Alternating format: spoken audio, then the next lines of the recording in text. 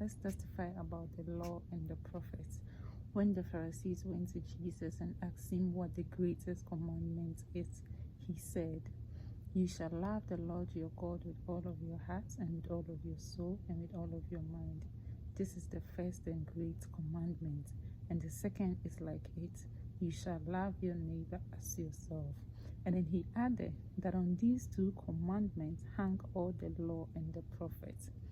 Every law that was given through Moses, the many laws that we read in the Old Testament, the mighty prophets that were raised from Elijah to Ezekiel to Isaiah to Jeremiah to Joel, Jonah, it all came down to these two things: to cause us to love the Lord, our God, with all of our hearts, our mind, and soul, and to love our neighbors as ourselves. Now, in this New Testament, Jesus has given us gifts of ministry.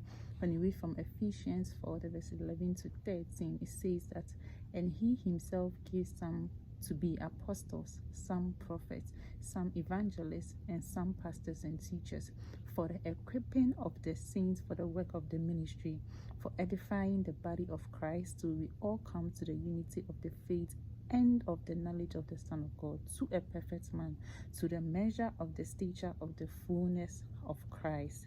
Which means that every ministry that is functioning, that is ordained by God, is meant to function in agreement to these two commandments. It is to cause us to love the Lord our God with all of our hearts, and then also to love our neighbors as ourselves. So if you are in the ministry, or someone is ministry to you, and it's not inspiring love, but is bringing about divisions, quarrels, envy, strifes among you and other brethren, then you need to question that ministry.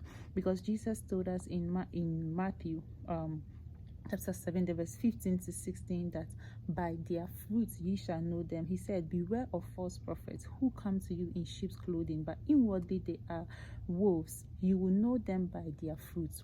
What kind of fruit is that ministry bearing on your life? What kind of fruit is that minister bringing forth in your life? When you listen to their messages, when you follow their teachings, where is it leading you? If you notice the letters of the apostles, it's always focused on two things. Either it was focused on inspiring love and peaceful living among the brethren, or pointing them to know more about God and to cause them to love God more.